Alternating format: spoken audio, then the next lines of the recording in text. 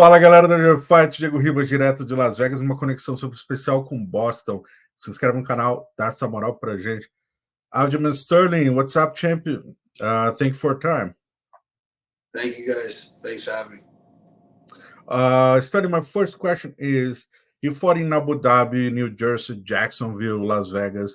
Now you're fighting Boston. What does it mean for you, to your legacy? Is it cool to fight for different arenas, in different arenas for different fans, different crowds, and especially now as the main event? Yeah, it's cool to travel and fight to different places, get to meet different people, see different types of culture and different areas, and just to check out different architecture in other places. I get a little busy these days, so I don't get to enjoy it as much, but I try to make the most of it. Got it. UFC 292 main event. What's new for this event? Is there something different in your camp? It was hard to find somebody able to emulate Sean O'Malley fighting style, or even somebody with the same frame he has. I mean, it's gonna be hard to find someone who's exactly like your opponent, but I think I did a pretty good job of getting bigger guys, longer, rangier guys with a bigger reach, and we had a lot of success in our training camp. And I'm excited to go out there and test everything that we've been working on, and hopefully it's a good night. Sweet. Before talking about the fight itself, I would like to ask you something. Let's say about the face-off you guys had right after your last fight against Cejudo. Few months later, when you look back, what do you think about that moment? Because a lot of people were talking trash about how was his reaction, was because it was your moment, not his moment, but at the same time he was trying to promote this fight. What do you think about it? I mean, it definitely ruined my moment a bit, but it promoted the fight, so I guess it kind of worked out in that sense. Um, I don't know. I'm a pretty easygoing guy. I don't get too bent out of shape about much. I'm just happy we got a fight, and I'm happy I get the opportunity to finally smash this guy. Do you agree with part of the fans that say that Merab Rudin kind of saw the spotlight at that moment? No, I loved it. I thought it was Me I thought it was too. the best part. Awesome. One more question before talking about the fight. Daniel Cormier said that you deserve more respect from the fans, and because they were booing you in New Jersey. How do you handle that? Do you think all of this is because of your first victory against Peter Yan still? Yeah, short answer. But it is what it is, man. I rather them have an opinion than or an emotional reaction than nothing, So they're tuned in, they're dialed in, they know what's going on, and that's the most important. Yeah, I mean, because either like you or maybe either if as a fan, if you like Sterling or if you don't like, the numbers don't lie. You are one of the greatest 135er ever. So the number, like 9 victories straight. So as a fighter and as a fan, when you see your career and when you see the reaction, does it bother you a little bit? Like, come on, like I deserve more. I mean, that's not the real reason why I fight. I mean, I fought to become a champion. I fought to make a lot of money, and that's the real reason I fight. So the other part of it is just the stuff that comes with the territory. So it really don't bother me like at all. It's just I'm just comfortable in my own skin. The only thing that I get concerned with is if there's gonna be some crazy fan that tries to actually attack myself or my family while we're just casually walking somewhere. So that is the one thing, because not like I walk around with security or anything like that. So I do get concerned with that because sometimes you just never know. People are just crazy. Other than that, nah, I really don't care. I mean, they can have whatever opinion they want to have in sense of liking me or disliking me. at the end of the day, the numbers don't lie, and I've accomplished everything I want to accomplish in this sport already. Everything else is just icing on the cake. Perfect. Let's move and let's talk about O'Malley. Finally, actually, the last interview I saw, he was kind of saying good stuff about you.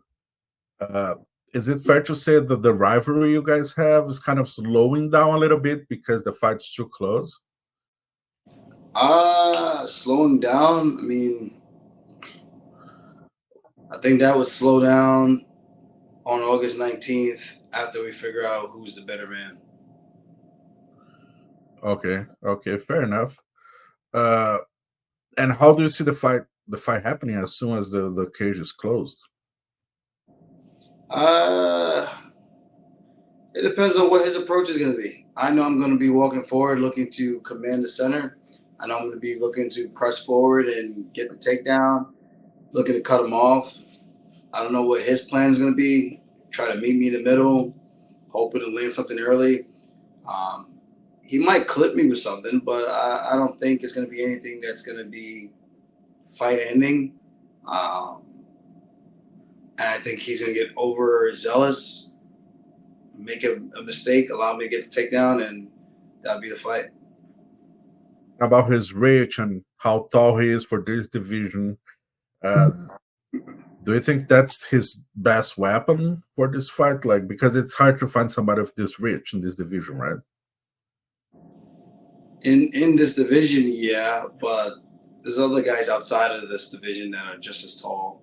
145, maybe not as skinny as him because they're at 145, but relatively still able to find similar body types and frames and things like that. Been able to get those proper looks that I need, and that's ultimately the most important part. Training for the things that you're going to see in the fight and making sure you're dialed in with your reactions and how you handle everything. So I think we did a pretty damn good job of that. And I look forward to seeing what type of homework he's done and see who did their job better. We are all excited to see this fight Saturday. Sterling, what kind of fighter are you in terms of rivalry? Do you prefer fighting somebody when you have like a bad blood, or is it an extra motivation for you? It's a natural motivation for me, motivator. I think if there's bad blood, I think it just makes me work harder because I don't like losing. And I definitely don't want to lose to someone that I've been talking shit with back and forth. So this one is a huge fight for me, and I won't forget all the things that this man has said. So I use that as fuel day in and day out when I've been training, and I look forward to just smashing this guy. I put myself in some gauntlet sparring sessions with some really tough bodies, some really tough dudes, and I think we did a hell of a job with this training camp, and I look forward to proving that on Saturday night. You're not the kind of fighter that like you have his picture on the freezing or on the wall to see him every day to motivate you. You don't need this kind of stuff. What's the difference when I have this extra motivation? Do you push yourself something like that? Like, Uh, no, I don't do crazy weird stuff like that. I just train hard, and I get the bodies I need, I get the looks I need, and I think I did a pretty good job. So um, that's really it. Go out there, have some fun, and hopefully it's my night again. you were there when he fought Peter Yan. I don't know if you could watch the fight because you were about to fight the same night, but I'm sure you watch it after that. How did you score the fight? Like some fans think Peter Yan won the fight. Even Habib thinks Peter Yan won the fight. How did you score that fight? So it was very close. In real time, I thought Jan won, but I didn't really watch because I was focused on my fight. And then I went back and I watched it, and I was like, I could see how Sean won, but I still wasn't sure. I was like, maybe O'Malley won, or it should have been a draw. And I watched it a couple more times, and I feel like Jan won. But it's that close of a fight where it's like, was it really a clear-cut winner? I don't think so. Is there something in that fight that you can take an advantage for you to use Saturday night? I don't know.